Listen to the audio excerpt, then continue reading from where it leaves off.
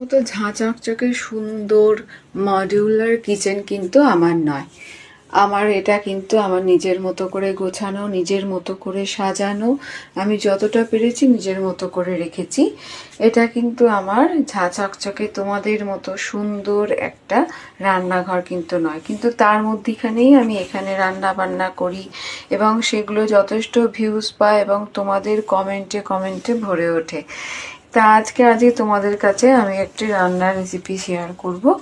দেখো, আমি আজকে একটুখানি এগ স্যান্ডউইচ বানাবো। তা তোমরা দেখতে পাচ্ছ এখানে আমি ডিমটা গ্রেট করে দিয়েছি, ডিম দিয়েছি, মেয়োনিজ দিয়েছি, শসা দিয়েছি, পেঁয়াজ দিয়েছি, সামান্য বিট লবণ আর গোলমরিচের গুঁড়ো দিয়েছি। এবার এটাকে মিক্স করে নেব, নিয়ে আমি স্যান্ডউইচটা তৈরি করব।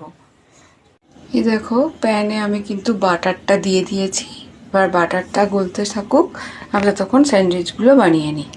দেখো, স্যান্ডউইচটা কিন্তু আমি দিয়ে দিয়েছি। এবার এপিট ওপিট করে নেব।